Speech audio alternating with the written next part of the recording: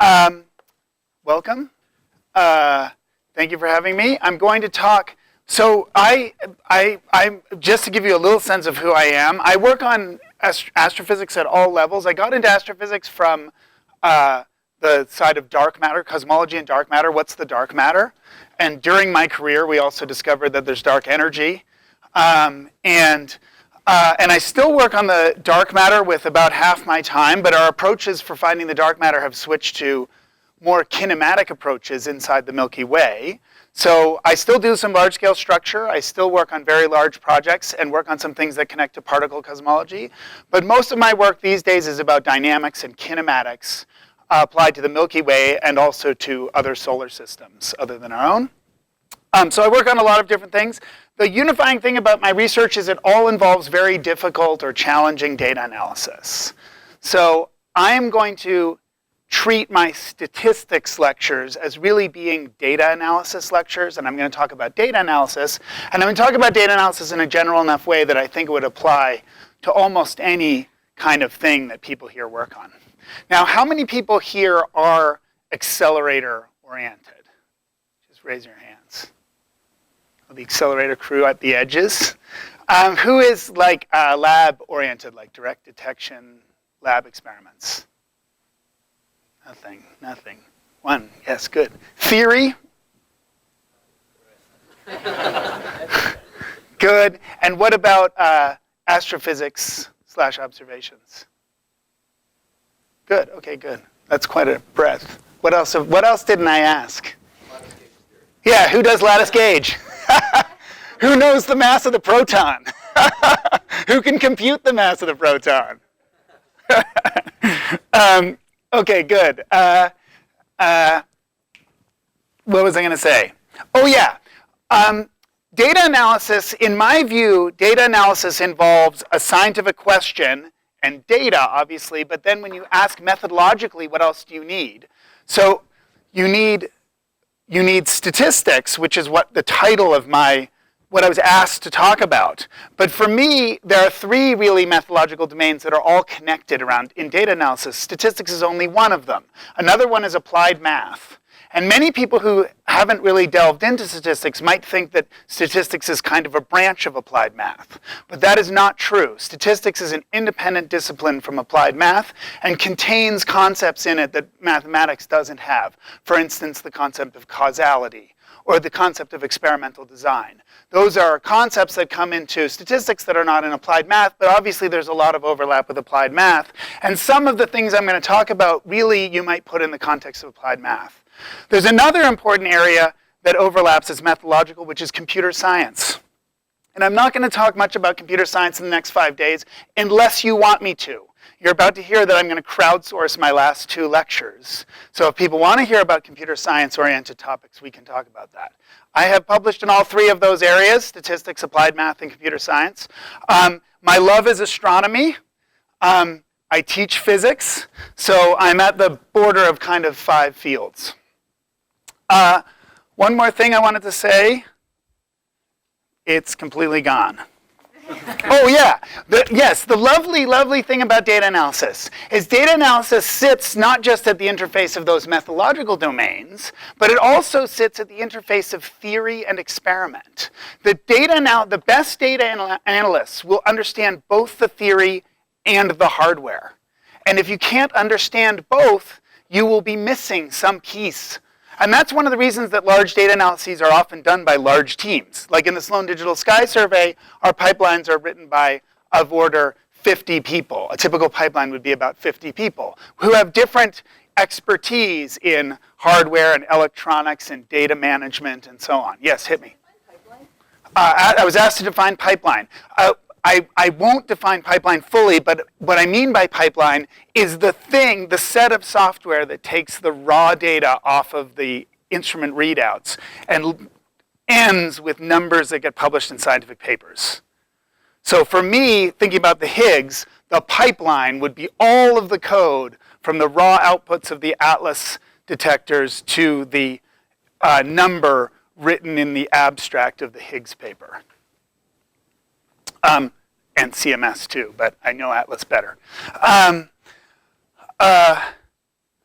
Right. So in fact, a lot of data analysis is about writing pipelines. And I'm not really going to talk about the engineering behind writing pipelines, unless people want to, in which case we could put some of that into the my later lectures. One other thing I wanted to say, I could just go on philosophically. This is going to be a very philosophical lecture in general, but thank you for that question, and I encourage questions. Please stop me if I'm going off the rails or saying things that are like, duh. And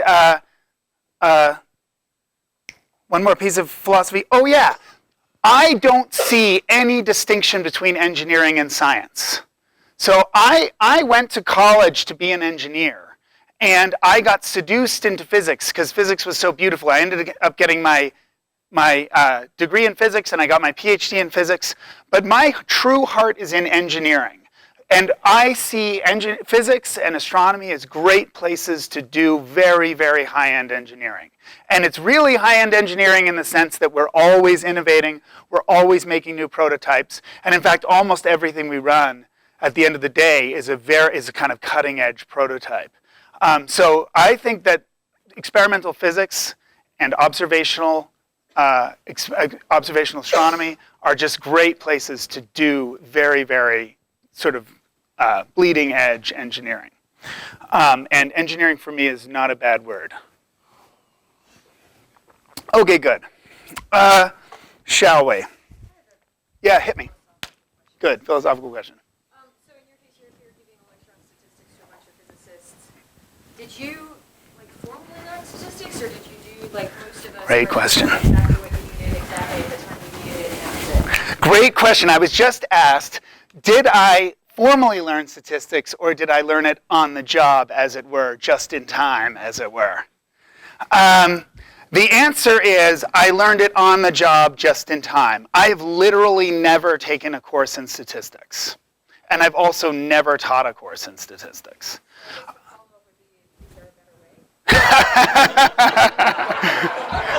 For those watching at home, the question is there a better way? Yes, there is a better way. Well, let me say a few things. First of all, I'm working on that. So probably people here haven't heard of it, but we run a set of meetings called Astro Hack Week.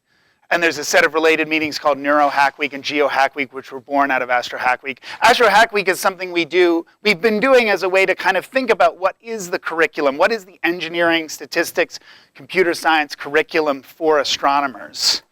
And I'm also at the Center for Data Science at NYU. That's also a place where we're thinking a lot about how do we make sure that domain scientists like physicists are also very good data scientists and are doing responsible things with the data.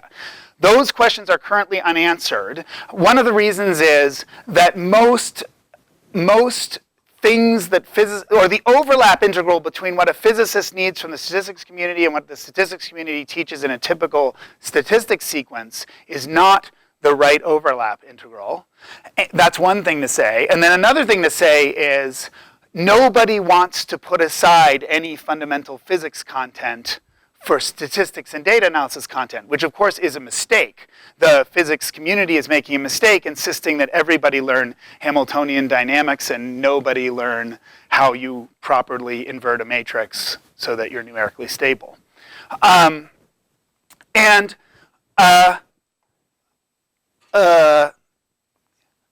I have to say, the way I learned this material is through friendships.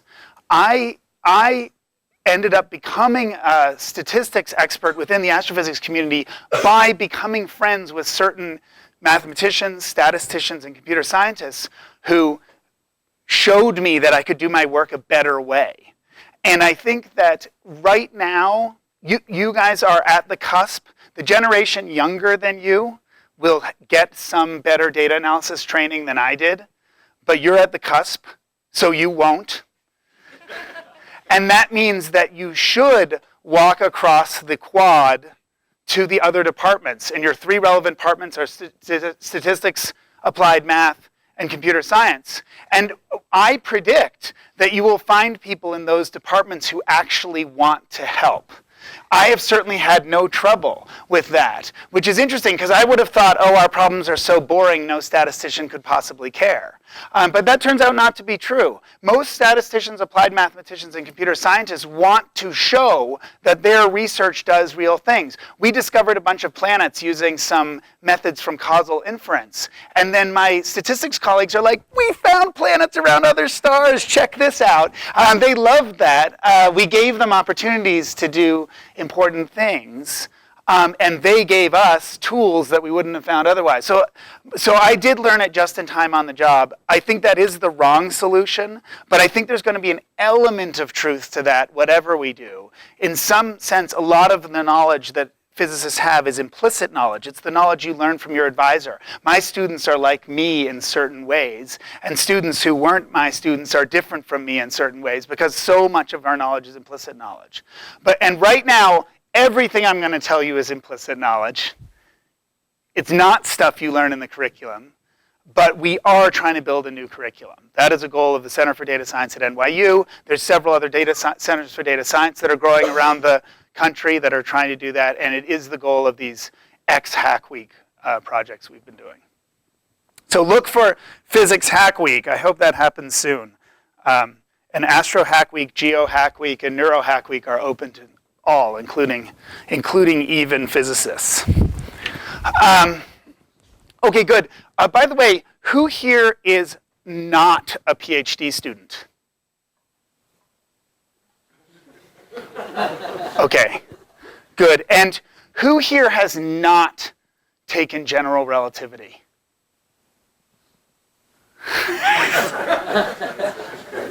Two people have not taken general relativity in this whole room.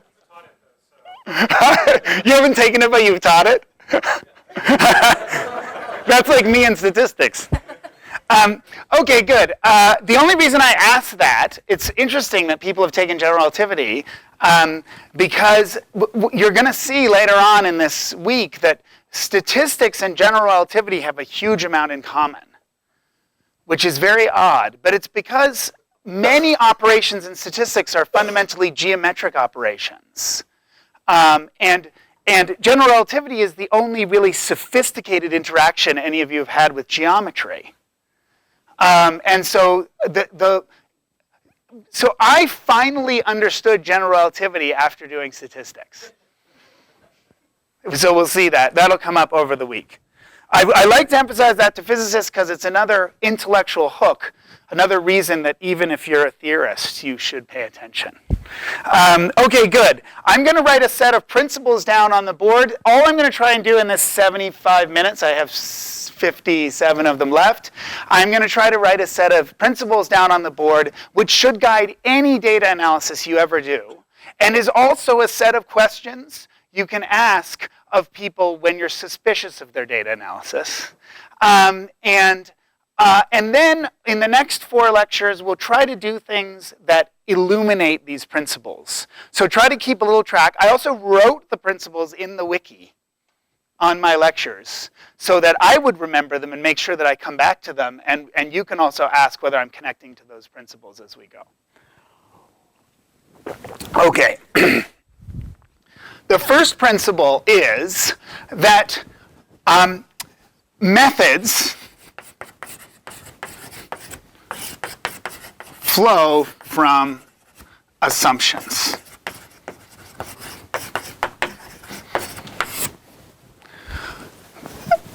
So whenever we do a data analysis, or whenever you're doing some data analysis, say you're trying to measure the mass of the Higgs, you do some operations on the data.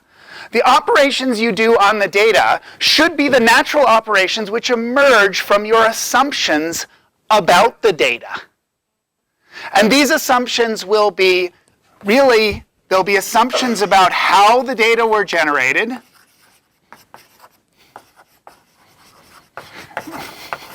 Sorry, I won't be grammatical on the board. How the data were generated, and for some of you that might be triggering the word likelihood function. There's something about a likelihood function. We're going to come back to that. That will be the whole subject of the next lecture, more or less, the likelihood function. So you're going to make assumptions about how the data are generated. You're going to make assumptions about the physical model. Or you could even call it the theory model, meaning that it's the standard model plus the standard model Higgs, but you don't know the mass. You have some free parameters that you don't know, but there's a whole structure that you do know. You're going to make a set of assumptions like that. And then there's going to be assumptions about what I'll call the hardware. But this could be like, how the calorimeters work and how data gets censored and how bunches get overlapping and stuff like that. So there's going to be assumptions about the theory model, your hardware, and then some additional assumptions. Yes? What's the difference between 1 and 3? Because how your data is generated seems intrinsically related to. Yeah, so the question is, what's the difference between how your data are generated and your hardware? They overlap heavily. These distinctions, I'm not really trying to make a mutually exclusive, exhaustive list. I'm more saying things you need to think about. There are certainly aspects about your hardware, though, that don't come in here very obvious. There are things about censorship in your hardware that mean that you don't get certain kinds of data, but it isn't exactly how your actual data were generated. So that's why I feel like there's a little bit of distinction there. But you could put these two together if you wanted. And this is what I said, when I said the best data analyses, you have to understand both the theory and the hardware. And that's what I love as both a physicist and an engineer. I'm at the best place, the place I want to be. Now, sometimes you want to use a certain method. Sometimes there's a method you want to use. You're like in undergrad lab class and you've measured some positions of a ball as a function of time and you do a least square fit to a log-log plot or something. And you want to, you're just told in the lab manual, do a least square fit. If you choose a method, you get the assumptions that come with it. See what I'm saying? This could go either way. You're allowed to just choose a method and use it, but then you are adopting a set of assumptions. Or you can write down assumptions and that will deliver to you your method. But you can't separately make these decisions. People see what I'm getting at? Okay, I'm going to illustrate that really, really specifically next lecture. We're going to write down a set of assumptions, which will lead us to do a very simple data analysis. And then we're going to look at how brittle the situation is, meaning if we make any small changes to the assumptions, it totally screws our data analysis. Yes? What do you do if you're not sure what your assumptions should be? Like if there's something in your model that good. Great question. Question is, what do you do if you don't know what your assumptions should be? So I would say a few things. One thing I would say, so you never know, by the way, I'm going to come back to this in maybe the next point. You never really know that your assumptions are true, and you never really know, you're always floating in this world, like the physical model in my head lives in some latent space you can't see. All you get to see are these data you get. You can see your hardware, see your data, but you don't get to see this model, so you don't actually know whether it's true. But in order to do any operation on the data, you must make assumptions. So my position is you don't know your assumptions are true, you're just making them. You have to make them. Now, it's better to make ones that are more true. But you'll always be in a state that you don't know which assumptions are true and which are false. And of course, the assumptions, when I say you're making assumptions, it doesn't mean that these live in some magical fairyland. We can test the assumptions. We can go back and look at whether the assumptions look like you might assume your data are normally distributed around some mean. Well, you can go and make a histogram and check whether it looks normally distributed. So it's these assumptions tend to be testable, but they must be made in order to do an operation. You can't do an operation without making assumptions. And some people feel like they can. They feel like, oh, well, we just took an average of the data, and so we made no assumptions about the physical model. We just took an average of the data. But even taking an average of the data involves certain kind of assumptions about stationarity, about error noise distributions, and so on. It's only a legitimate thing to do under certain circumstances. So but another answer to your question is, sometimes you choose the method you want to do, and then you let the assumptions flow from it. So sometimes you just say, we're doing this method, therefore we are implicitly assuming the following things. But the only honest thing you can write in your paper is, because we use this method, we implicitly made these assumptions. It's dishonest to speak otherwise. Which relates to the second point I want to write down. which is, let's even number them.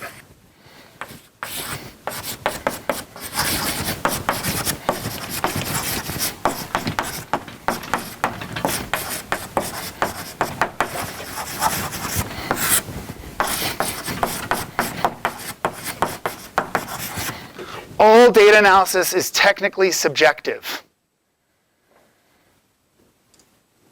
And we physicists don't always like this. We physicists tend to think that we have a direct window onto the world, and we see the Higgs boson and its mass, and we see that all is good. But we do not have any kind of objective view of the world at all. So for instance, you could imagine one way you could show that the Higgs mass really is 125 GeV is you could construct every possible physical law and test every possible physical law against all the CMS Atlas data and all other data that have ever been produced in the history of physics. You could do that. That would take much more than a countably infinite length. Well, it might only be countably infinite, actually, because like famously Gödel ordered all computer programs. And I think if you write down a certain set of operators, you could probably order all possible physical theories and then do some kind of infinite integral in all parameter spaces of all those theories or something. So it might only take a countable infinity to do that. But there's no sense in which we've done that. We have chosen to test very particular theories in very particular ways. And we've chosen to make certain assumptions about the data and certain cuts and certain times when we thought the instrument could run and certain times we couldn't, and so on. There are an enormous number of decisions that come into every data analysis. And why did I say technically subjective? What I mean is not that you just do whatever you like. It's like making a painting. I mean, it's subjective in the sense that your choices depend on your knowledge and your beliefs. They depend on your experiences, your knowledge, your beliefs. You will make the choices that are consistent with your choices, your knowledge, and your belief. That means you will make other different decisions from other scientists. In your data analysis, you will make different decisions from others because they have had different knowledge, experiences, and beliefs. And they might be just as rational as you are, but if two people have had different experiences, they will have come to different conclusions, and they will have to make different choices for their data analysis. But Yes? surely there is a common set of experiences that everybody believes in because of historical Good. testing of the laws of physics over hundreds of years. Yes, there are certainly a set of shared principles that we all in this room agree with. That's absolutely true. For instance, most people in the room believe that the fundamental laws of physics are managed by general covariance. And most of us believe that at microscopic scales, quantum mechanics holds sway. But the assumptions that we hold in common, that all of us hold in common, are not a sufficient set of assumptions in order to do a data analysis.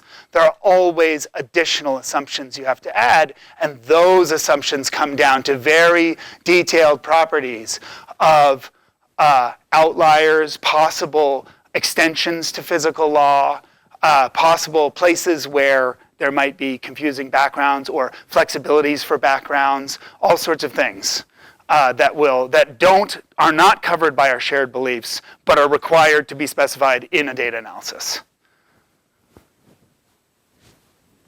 Good. But even if everyone agreed, this would still be true. Even if everyone agreed on all details ever, it would still be true. It's still technically subjective, because if the physics community had a different set of experiences, it would be doing something different here. Okay, good. That is technically undeniable. Now, whether it's important is a matter of debate, and that's kind of what came up just there. Okay, good. Do I still have a movable board? Yes, I do. Okay, good. 3.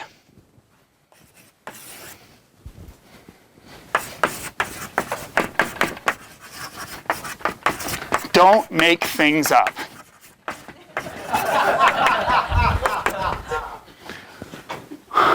What do I mean by that?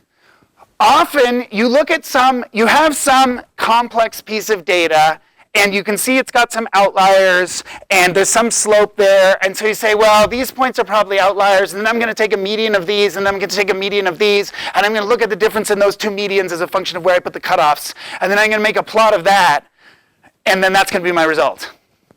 That's what I'm saying don't do. There's two aspects to not making things up. The first thing is just a repeat of point one. You should write down assumptions and a method that connects to those assumptions, or write down a method and see what assumptions it's based on. But you should be doing something where you have method and assumptions connected. That's the first thing. And the second thing is there's a huge, huge literature.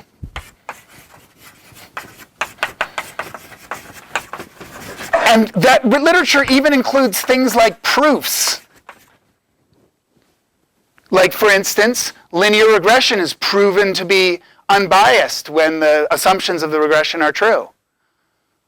So, like, if you make data under the assumptions and then you do linear regression, you get unbiased answers, and there's proofs. And in fact, the proofs have quite a bit of generality. For instance, another thing is jackknife or bootstrap. These methods, they're these empirical methods of getting error bars, jackknife and bootstrap. There are huge literatures about those methods, and there are proofs for when they're valid. And there's a huge literature on how you should cut your data and what folds you should do and so on. Don't just make things up. Try to make some attempt to understand what's known, what's proven, what's valuable, and what the statistics, applied math, and computer science communities have got solid results on. And this is a problem I am battling in astronomy all the time. But good examples of where people did not just make things up are the joint analysis of the Higgs.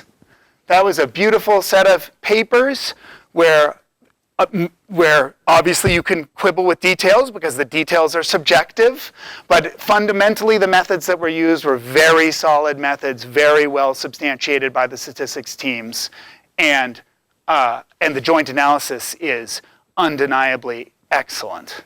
Another place that's incredible is the LIGO events. If you look at the data analysis underlying the LIGO events, it's beautiful. Every stage they did in the data analysis, they used trusted, understood methods that are understood in multiple communities. So it's always tempting to make things up because things go wrong. Things don't meet your assumptions, but it's better to do an analysis that has slightly wrong assumptions than an analysis where you don't know at all what you're standing on. Because when you make wrong assumptions, you at least have a method that you know is right there's some limit in which it's correct. Whereas if you make things up, there'll be no limit in which what you've done is correct, which is worse than the average data analysis. Worse than the median anyway. Okay. Next, linear algebra. What are we on, 4? Linear algebra is your best tool. Actually, let me write it as most important.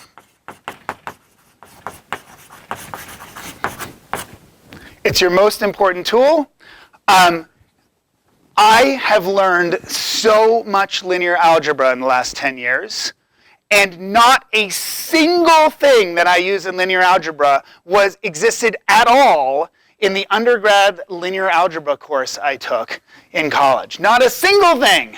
My linear algebra class in college, for instance, never had a non-square matrix. Okay, already that drops almost everything I've ever done.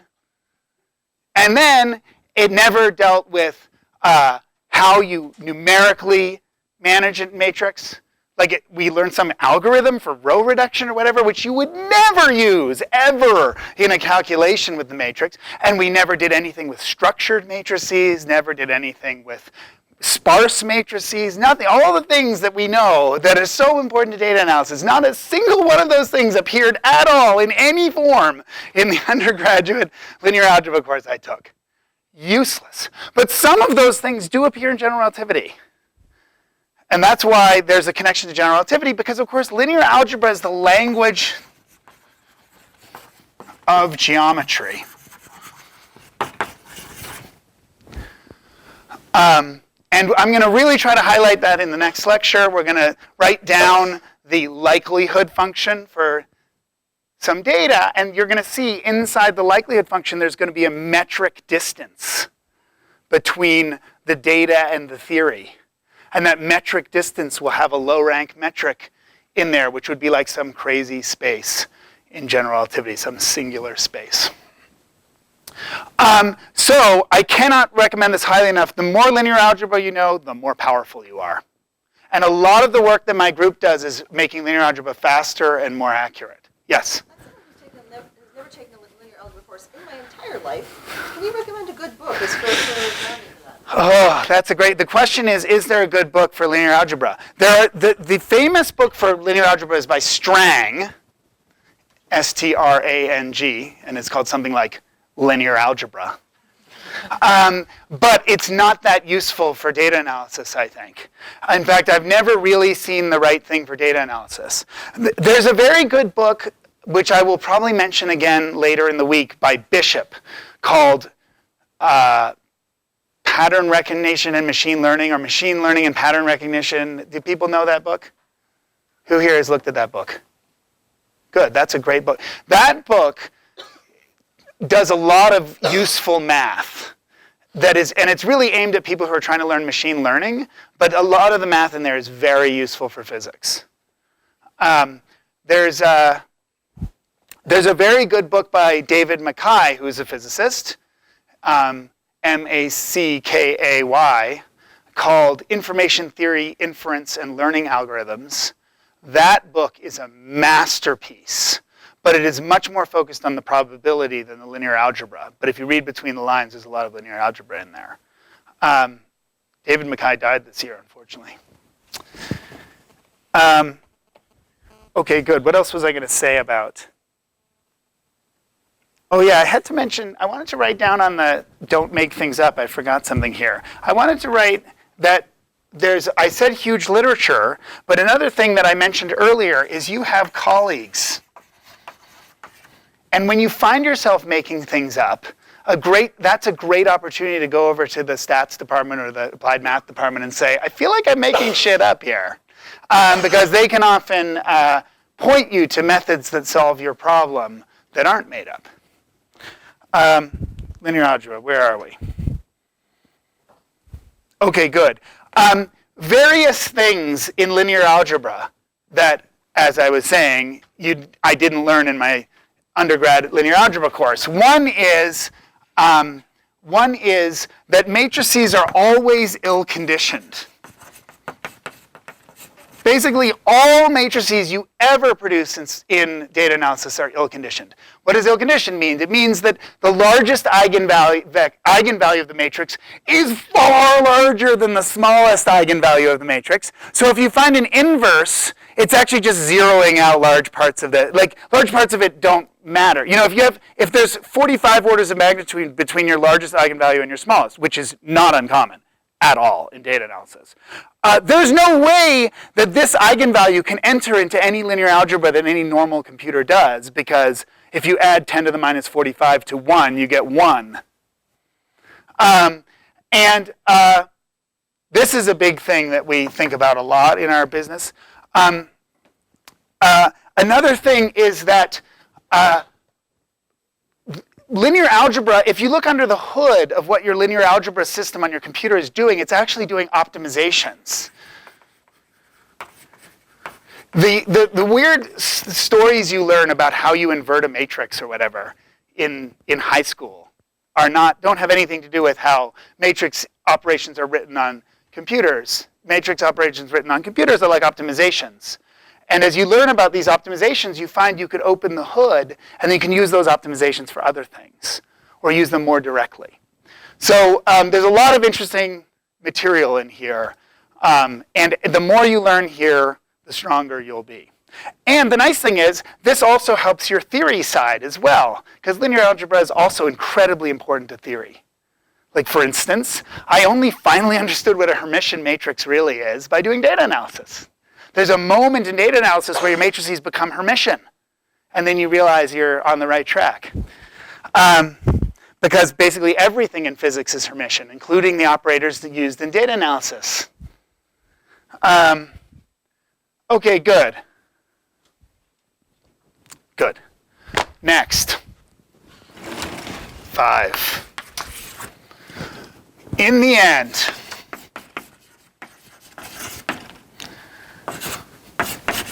I'm going to call it data analysis. Data analysis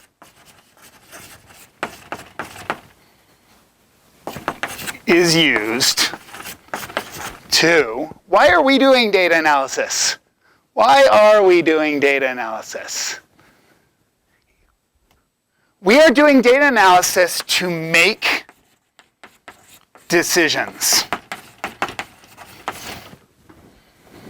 Now that sounds a little strange. You might think you were doing your data analysis to find out the mass of the Higgs boson, but you were not. You were doing that data analysis to figure out what you would write in the abstract of the Higgs mass paper.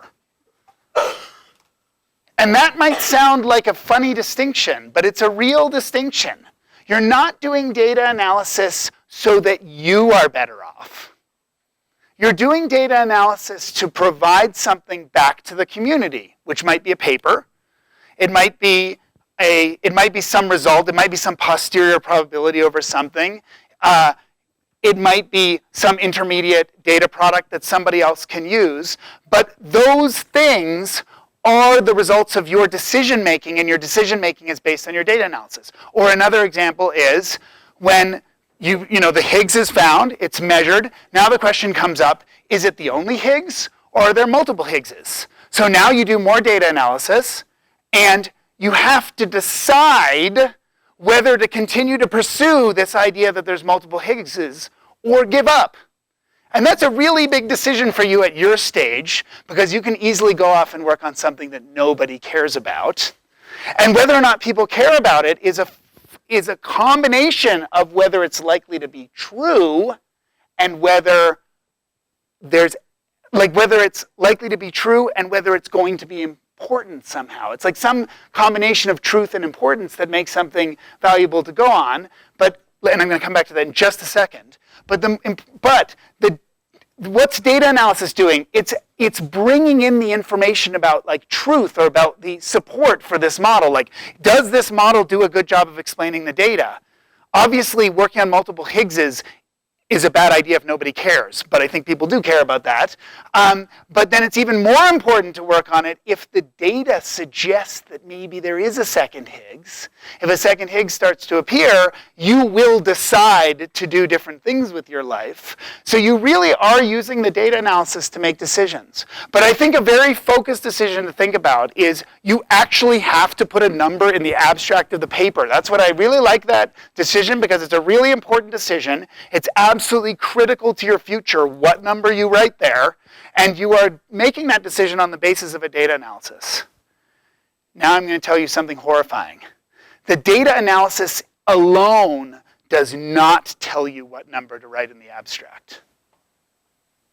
And if anybody here has done a significant data analysis, they know this, because they've made a whole bunch of assumptions, and you like tweak the assumptions, and this assumption's a little weird, but it fits the data better, and it gives you a slightly different Higgs, and then you do something else, you get a slightly different Higgs, and you get like 10 different numbers, all with different probabilities over the data, and all sorts of other beliefs you then have to believe about the calorimeter. Like, if I believe that this Higgs is right, then maybe there must be a flaw in the calorimeter, because otherwise we would have seen events like this.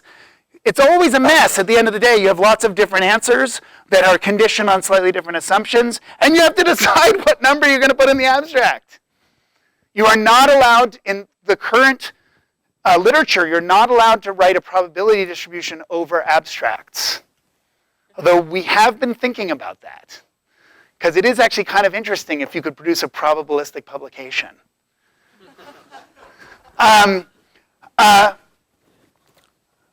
The crazy thing about this is this requires more than just data analysis. This requires utility. Meaning you have to make additional subjective assumptions. In addition to the assumptions you made in making your data analysis, you also have to decide, is it worth mentioning in the paper that when we made this other change, we got a slightly different answer? Is it worth mentioning that? And that question involves a data analysis aspect. For instance, if it made the fit to the data much better, you'd be like, yes, I think we should mention it.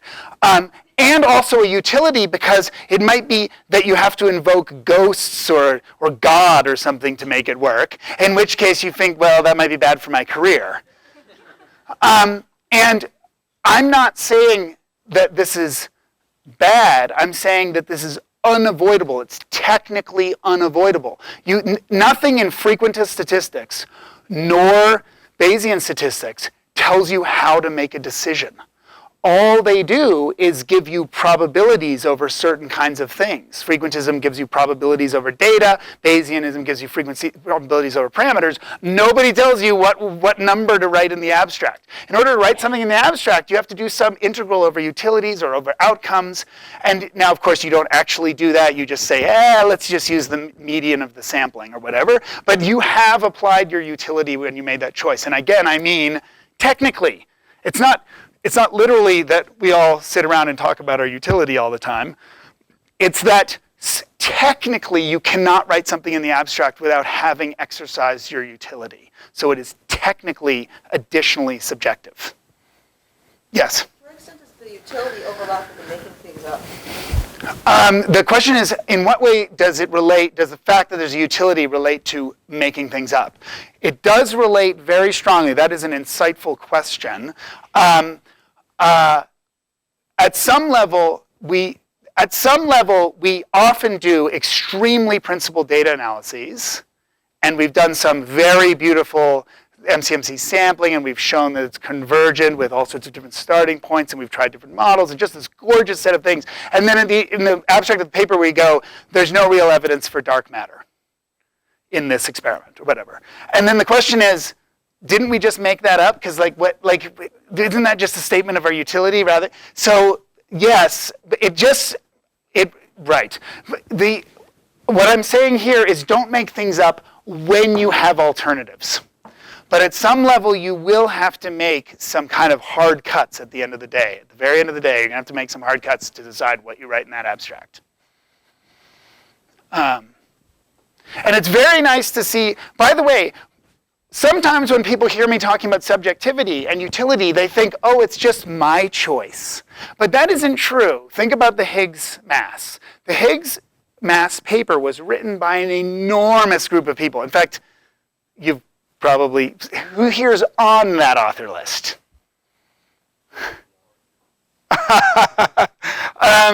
I was in one of the PhD defenses that I was actually on the number that was in the combination paper, and the author list is far, far larger than the paper.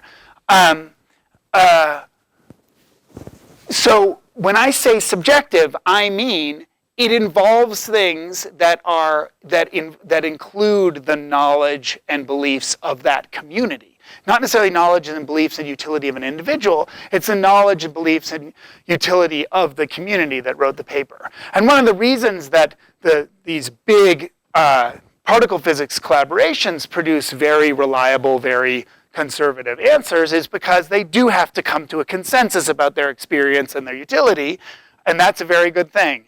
I think there's also room for the mode we work in astrophysics where everyone writes their own papers and they're all allowed to do all their crazy stuff.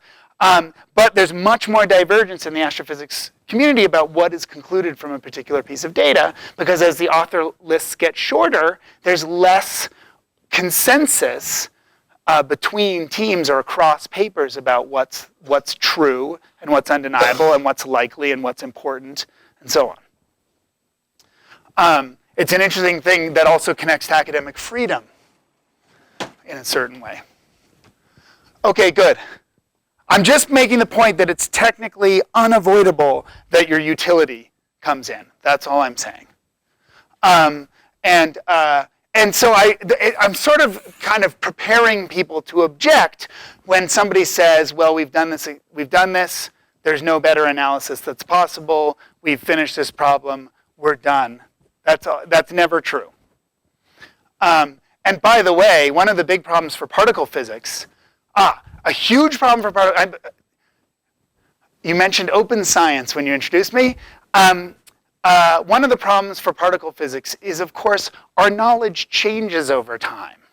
So you finish running all the LEP data or whatever, and do all your experiments, you get all your answers and so on, and all the LEP data get archived in a fireproof vault at Fermilab, or wherever it is, and then somebody learns something new. Oh, that looks like there's a possible resonance in the B channel or whatever, and then people ask, well, if it is there, it should appear in the LEP data. And then you go ask the LEP data people for it, and they're like, hell no. Those data are archived, we're done. One of the reasons I'm very, very strongly in favor of open data is because data analysis is subjective. And as our beliefs about the world change, the kinds of data analyses we'll do are different. So for instance, right now, when I was your age, WIMPs were the dark matter candidate of choice. There's the WIMP miracle. It was also beautiful. All of our thinking about large scale and structure and everything was focused on the WIMP hypothesis, more or less. Then, of course, things evolved. Lots of new dark matter candidates appeared. Lots of great particle physics. And that made us reconsider some of our analyses. If those data had been closed and put away, there's no way we could have reconsidered those under new dark matter theories. So this subjectivity, so even though it's absolutely true, as you said, that there are things that the whole community agrees on here, it's notable things that the whole community agrees on evolve and change. And if we found some evidence that the LHC was producing missing transverse energy or something, I mean, we'd want to reanalyze all data sets in that context. Okay, good. So subjectivity has two aspects to it. People tend to think about the subjectivity like, oh, these people don't agree with those people, but that's actually not such as important as you won't agree with former you. 30 years from now, I hope you think completely different things about particle physics than you think now. Because if you think the same things in 30 years, this field is dead. And one of the things that's great about being in astrophysics is that sure as hell isn't true. I mean, planets were only discovered 10 years ago, and now planets are one of the main things we're working on. The expansion history of the universe was shown to be far more complex than we thought.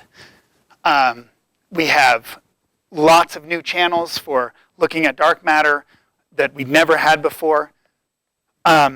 Things are changing and our beliefs are changing fast. And so though the subjectivity means that former data analyses will decay in value.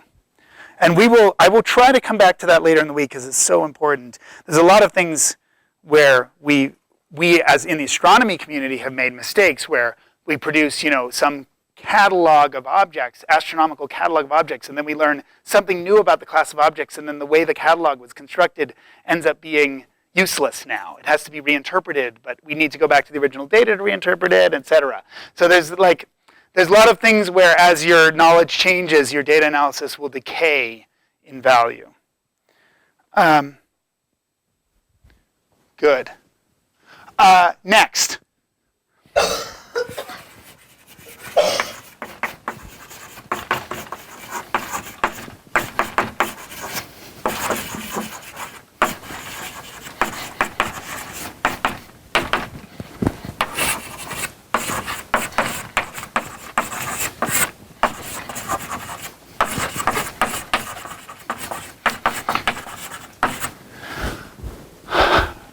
There's a lot of excitement right now about complex methods like deep learning.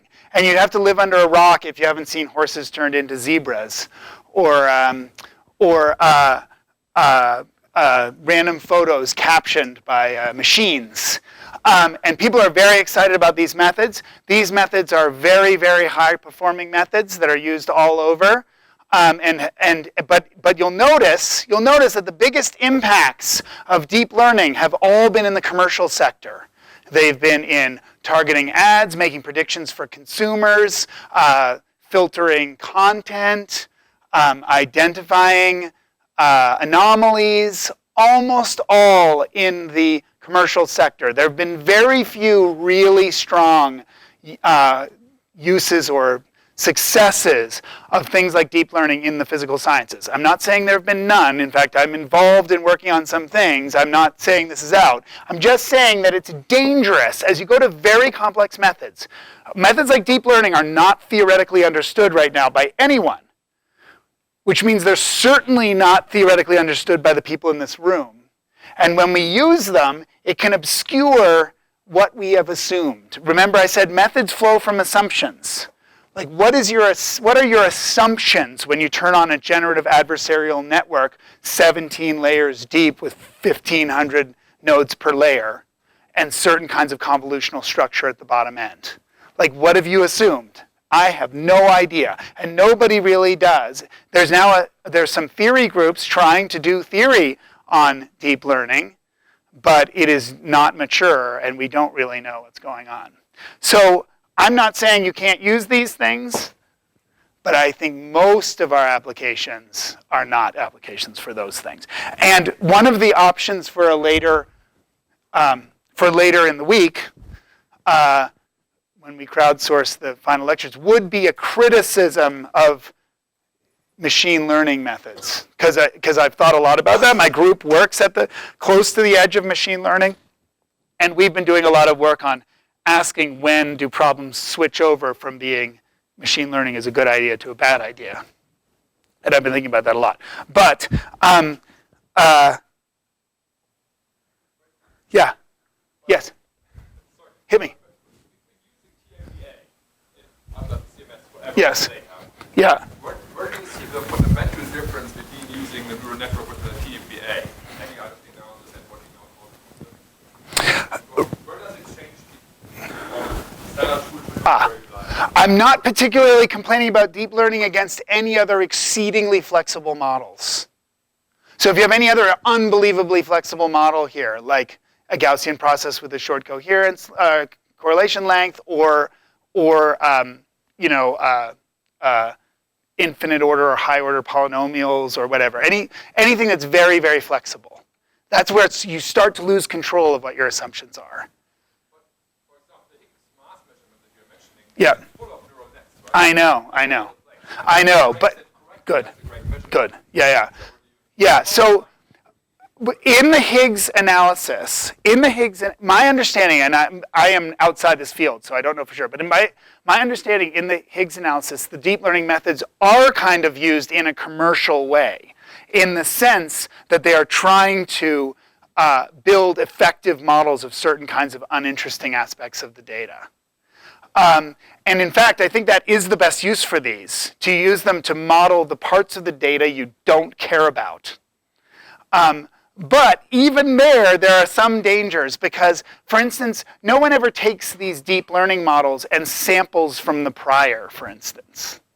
Because if you did, you'd find no sample you ever took from that prior is a function that you would consider to be reasonable in this context. So these function spaces, you can think of deep learning as being an immense function space. And these function spaces contain all sorts of functions that we would never abide as physicists. So I still think there might be some issues with the Higgs analysis from that. And of course, people are thinking about that a lot.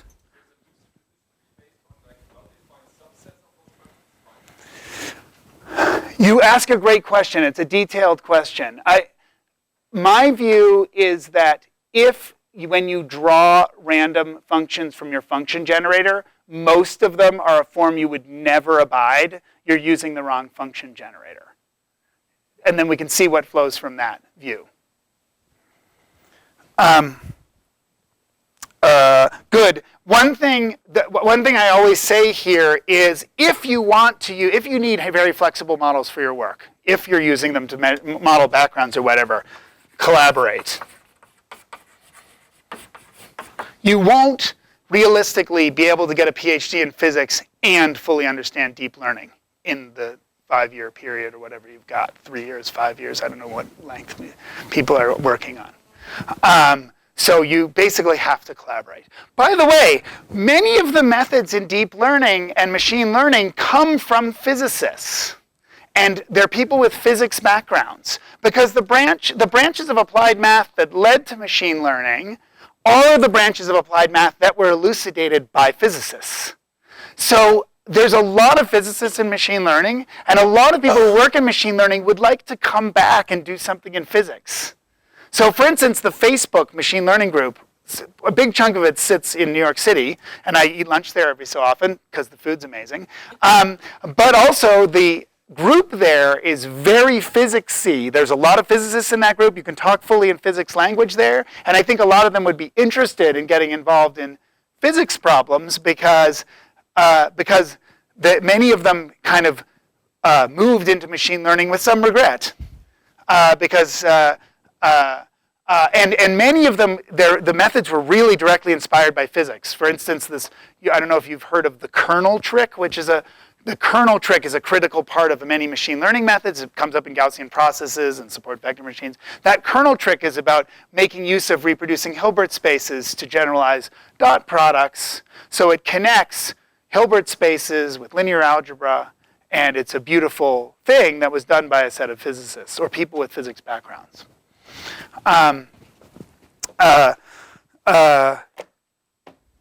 Good. That might be one of the reasons we haven't had much trouble when we've gone across the street and talked to people of finding people who want to collaborate, because really people do actually love physics. Despite it all, physics is still very popular. Good. Pragmatism.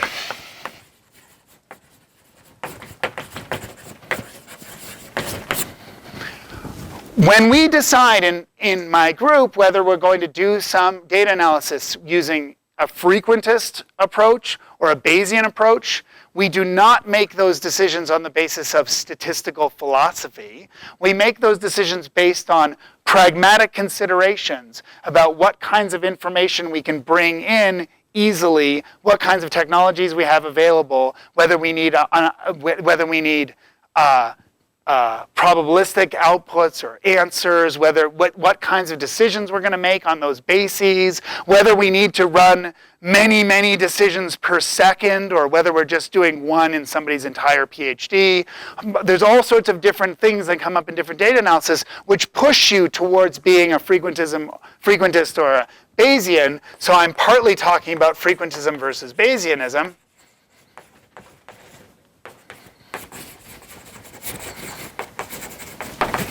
And I work in both areas, and I think essentially all statisticians or data analysts who've worked for long enough have worked in both modes. You basically can't stay in one mode. Well, I mean, the particle physics community stayed in the frequentism mode for a long time. But even now, there's now Bayesian alternatives to most of the inferences that are being done in particle physics. And some of these, the differences between these will not be that one is magically right and one is magically wrong. They will have different properties, and they will be differently useful in different contexts. And I hope I can bring up some examples of that as we go. I will very much talk like a Bayesian a lot of the time. In fact, I already have talked like a Bayesian. Because, for instance, I've focused on subjectivity and utility. Those are things that Bayesians always bring up. But they, in fact, apply to all data analyses, frequentist or Bayesian. They're all contain subjective decisions, and they all involve utility at the end of the day. But they are places where the Bayesians are particularly sensitive. So you could have guessed I'm a Bayesian just from the way I'm writing down these rules. But I'm only a Bayesian in the sense that I do problems where the Bayesian approach is a much better approach. I also write some pipelines that have to move really fast, and then we do frequentism. So for instance, when we did a search for planets around other stars, where we ended up testing trillions of hypotheses, literally trillions of hypotheses. We sent all these all sorts of data and processes out into a big data center, and each of them did billions of hypothesis tests. You can't do a full Bayesian decision theory a trillion times, even if you're Facebook. So we fully formulated the problem in a frequentist formulation, and we were able to get the answers. Good. Next, and related.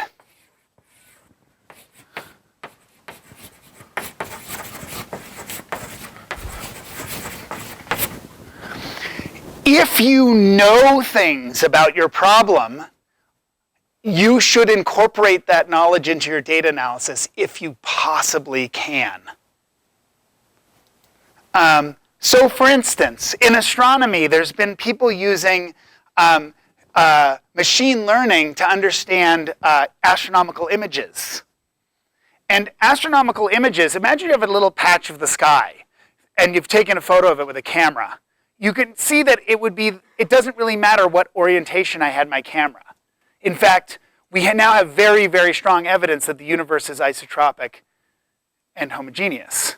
So it really doesn't matter what orientation I put my camera. It's like fundamentally doesn't matter. It's literally like a killing vector of the subject of astronomy, what orientation my camera was. And yet, when people apply these methods, it's hard to build in rotational symmetry, so they usually don't. And they just duplicate the data lots of times.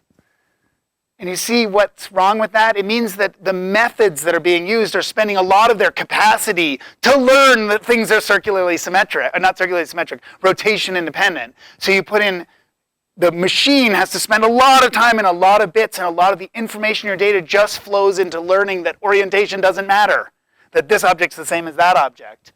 And that is blowing data. You're just destroying a lot of your data, and you don't even know how much you're losing for that, but you're definitely losing something, and you don't know how much. In fact, it's very hard to compute how much you're losing from doing that. So if you can incorporate that symmetry directly, your data analysis will work better. And this just cuts across all things, and of course, beautiful examples. The LIGO, extremely beautiful, I'll get you in just a sec. A beautiful example is the LIGO events. The LIGO events were found by template matching pre-computed black hole in spirals to the strain data from the LIGO events, plus coincidence.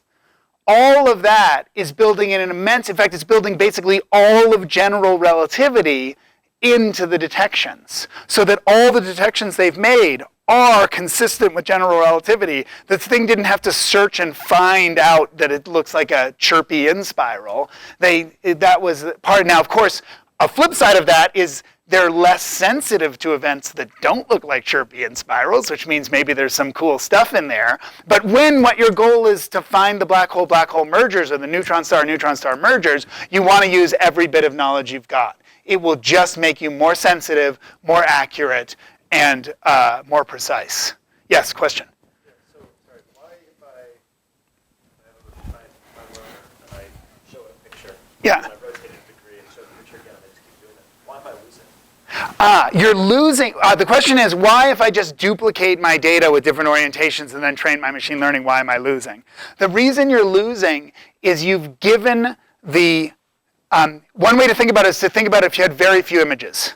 Imagine you only had like 3 galaxy images and then you duplicated them many times. The model has something that's kind of ill-defined, which is like its capacity. It has capacity to learn a lot of different things, because this is a kind of model that can find kittens in YouTube videos or whatever. And it's got to reduce that capacity by seeing what are the commonalities in the data. And to see that these images were all the same somehow, it's sort of using the information in those images to learn this commonality rather than to learn something about galaxies. It has something to do with that. It has to do with the fact that the capacity of the model can learn things that aren't rotationally symmetric, so it has to discover in this duplicated data that things are, in fact, not. And then, of course, if you go further, then it'll figure out that actually you only did it k times, and then it will learn that the data sets have k copies of things in it, and then it will think that that's a feature of the data set, that there's k copies of everything, which, of course, you didn't intend. Good. Shall we? I have lots more to say about this. This gets back to the original thing about methods flowing from assumptions. Because what are our assumptions? You know, when you're finding out the Higgs mass, your assumptions are the standard model plus some parameters, and then some things about the instrument and backgrounds and colorimeters and whatever, bunching, overlap, whatever all that stuff is. As you can imagine, it is not possible to put all of your knowledge into every data analysis. Not everything that's known about the LHC was incorporated in the LHC data analysis. It's just impossible. Like if you try to put everything in, you'll generally get an intractable inference. So there are things that are known about the detectors in the system in the LHC that were not used in the data analysis. And there are things that were used in the data analysis that are only approximately true, because the data analysis had to also get done in a finite amount of time. See how these things are all thread together, right? You could have done a better data analysis, but it would have taken much more time, and then that would start to conflict with certain utility things like not getting the project canceled. So you can't, I'm saying that knowledge rules. I'm not saying you must always put all of your knowledge in. You will not be able to afford to put all your knowledge in. And sometimes your knowledge is very qualitative. Sometimes your knowledge is like, that doesn't look right. And it's hard to put, that doesn't look right into your data analysis. But when you can, it will help you. Yes? Going back to point 2 about the subjectivity, isn't it generally a good idea to put in as few pre-assumptions as possible when you're processing your data to avoid that kind of bias? Good. Great question. The question is, coming back to point 2, shouldn't you put in very few of your beliefs, because the whole point of the data analysis is to learn these things? That's a great question, and it depends a lot on what your goals are. If your goal is to measure the mass of the standard model Higgs, then you should put in everything you know about the standard model and its possible Higgs, because your goal is to measure that mass. But often your goal is very different. You might be looking for missing transverse momentum. And then you might want to make a much more general model that depends as little as possible on the details of the standard model and depends only on what you know about kind of kinematic properties of the data set, so that you can do reconstructed transverse momentum and figure out whether some of it's missing. So I think a lot of the question of like where you draw the line of what you put in and what you don't put in depends on what your goals are. Once again, we're back to subjectivity. Some people look at the LHC data and they ask, what's the mass of the Higgs?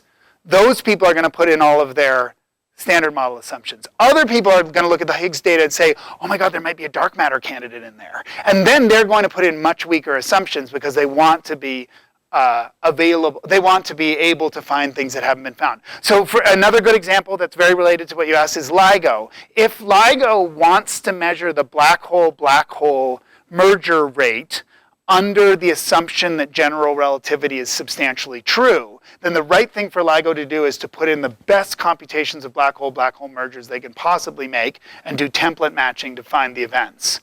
But if what they want to do is ask whether general relativity breaks down within one Schwarzschild radius of a black hole, then you want to weaken that substantially and ask, are there events in the data that we can see that are reliably there but don't look like general relativity? So again, that's a very nice point, actually. You brought up a point, which is that I've been too weak here. It's not just that all data analysis is technically subjective, but even the goals of data analysis are subjective. And so what you choose to put in or leave out depends on your goals.